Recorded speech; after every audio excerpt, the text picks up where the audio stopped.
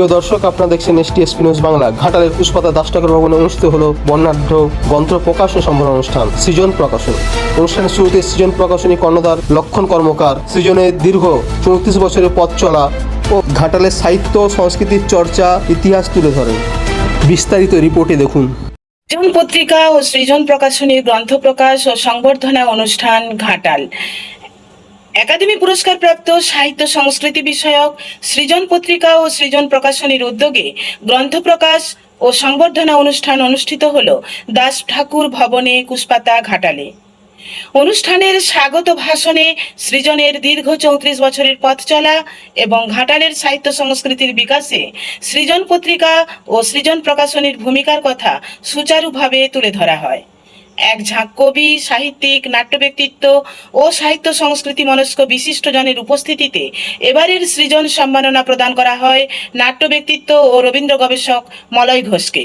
অনুষ্ঠানে বেশ কয়েকজন বিশিষ্ট কবি ও গবেষকের গ্রন্থ প্রকাশিত হয়। পাশাপাশি 16টি গুরুত্বপূর্ণ বলিষ্ঠ প্রবন্ধ নিয়ে প্রকাশিত হয়েছে সৃজনের বিশেষ রবীন্দ্র সংখ্যা। এদিন প্রকাশিত উল্লেখযোগ্য গ্রন্থগুলির মধ্যে রয়েছে বিষাদে বিদ্বেষে রবীন্দ্রনাথ, তনুশ্রী ভট্টাচার্য, টুকটুইকা শিমুলের দিন বিপ্লব গঙ্গোপাধ্যায়, অনুভবের রবীন্দ্রনাথ, লক্ষণ কর্মকার, সঙ্গীত আলোচনা, গ্রন্থ প্রকাশ এবং সৃজন সম্মাননা সব মিলিয়ে সৃজন পত্রিকা ও সৃজন প্রকাশনীর এই আয়োজন হয়ে ওঠে প্রাণবন্ত ও বর্ণময়।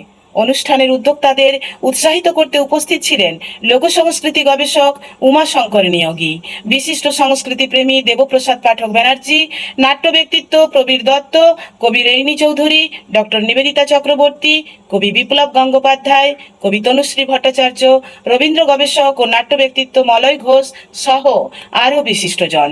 বিশিষ্ট সঞ্চালক ও কবি প্রবীর চক্রবর্তীর দক্ষ সঞ্চালনায় অনুষ্ঠানটি পায় ভিন্ন মাত্রা। সাহিত্য, সংস্কৃতি ও সৃজনশীলতার এই মিলন মেলা উপস্থিত সকলের মন জয় করে নেয়।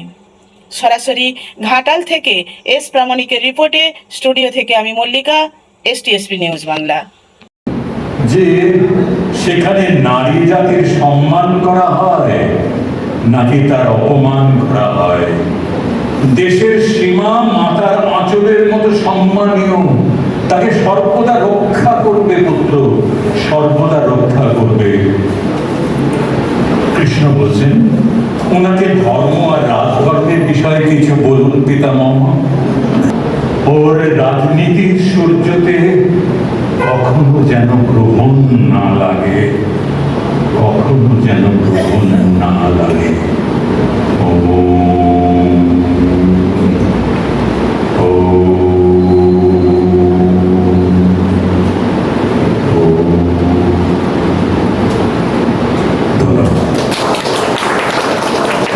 অসাধারণ। এক কথায় আমরা কিছুক্ষণের জন্য বাকরুদ্ধ হয়ে গেলাম। অনেক ধন্যবাদ জানাই সম্মানীয় শ্রী প্রবীর দত্ত মহাশয়কে। প্রবীর দত্ত মহাশয় আজকের প্রধান অতিথি, তার হাতে তুলে দিচ্ছেন গ্রন্থের লেখক অধ্যাপক লক্ষণ কর্মকার মহাশয়।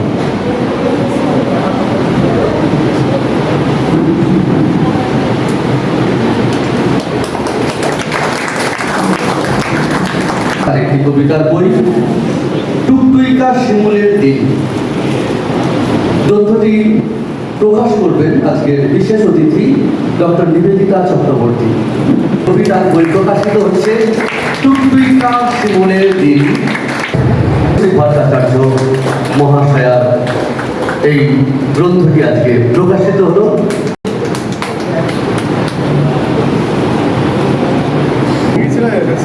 তার একটি এক ফরমার কবিতার বই প্রকাশিত হবে অধরা মাধুরী, প্রকাশ করছেন কবি রেইনি চৌধুরী।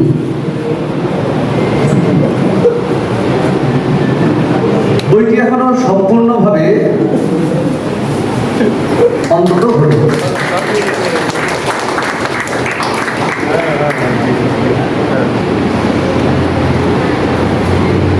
প্রকাশ অনুষ্ঠানের শেষ বই। আজকে যিনি সঞ্চালক, বিশিষ্ট কবি ও গদ্যকার প্রবীর চক্রবর্তী, একটি কবিতার বই নির্বাক সময়ের কথা, নির্বাক সময়ের কথা প্রকাশ করছেন আর এক কবি, কবি তপনজ্যোতি মাঝি। প্রবীর চক্রবর্তীর কবিতার বই নির্বাক সময়ের কথা প্রকাশ করছেন কবি তপনজ্যোতি মাঝি।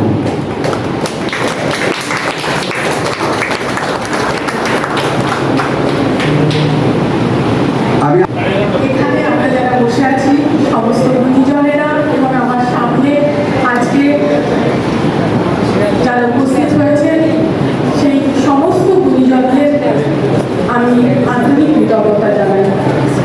আসলে আজকের যে অনুষ্ঠান সেখানে আমার বলার তেমন কিছু নেই। অনেক কথা বক্তারা বলেছেন, অনেক পারফরমেন্স হয়েছে, হবেও। আজকের যারা কবি তারা স্বরচিত কবিতাও পড়ে শোনাবে, সেটাও আমাদের একটা বড় প্রাপ্তি হবে। তবুও সঞ্চালক যেহেতু দু একটা কথা বলার জন্য আমাকে বলেছেন, আমি একটা দুটো কথাই বলবো। প্রথমেই যেটা বলবো, সৃজন পত্রিকা এবং সৃজন প্রকাশনীকে আমার তরফ থেকে একটা গ্রেট স্যালিউট। এবং সৃজনের যিনি কর্মধার, অক্লান্ত উদ্যোগী যে মানুষটি, অধ্যাপক লক্ষণ কর্মকার, যার সঙ্গে দীর্ঘদিন ধরেই আমার পরিচয় রয়েছে অধ্যাপনার সূত্রে, তাকে আমার বিনম্র শ্রদ্ধা জানাই। আমি যতদূর জানি সৃজন পত্রিকা 34 বছরে পা রেখেছে। সৃজন পত্রিকা এবং সৃজন প্রকাশনীর পক্ষ থেকে আজ অনেকগুলি কাব্যগ্রন্থ প্রকাশিত হলো। এটা কোনো খবর নয়, খবর এটাই যে সৃজন দীর্ঘদিন ধরে বাংলা সাহিত্যে যে ইতিহাস রচনা করে চলেছে, বিভিন্ন মেধা ও মননশীল গ্রন্থগুলি প্রকাশ করে চলেছে, তা একটি উজ্জ্বল উদাহরণ। আজও আমার বাবার প্রথম বই মাঠ খসড়া প্রকাশিত হয়েছিল সৃজন থেকে, আজও প্রায় 30 বছর আগে। আজও সেই বইটির কোনো গবেষক খোঁজ করছিলেন রীতা মাহাতো নামে, এবং লক্ষণবাবুর কাছ থেকে তিনি পেয়েছেন। ফলে বক্তা নয়, তবুও দুটো কথা বলতেই হয়। সৃজন পত্রিকাটার নামটা শুনি, তার কাজের সঙ্গে যে কতটা মিল সেটাই আমরা বুঝতে পারছি। 34 বছর ধরে একটা পত্রিকা চলছে, মানে সেটা কিন্তু খুব সহজ কথা নয়। একটা পত্রিকা চালানো মানে এত কঠিন কাজ, সেটা যারা পত্রিকা চালান, যারা পত্রিকা বের করেন তারা জানেন যে 34 বছর ধরে এই কাজটা করা কত কঠিন।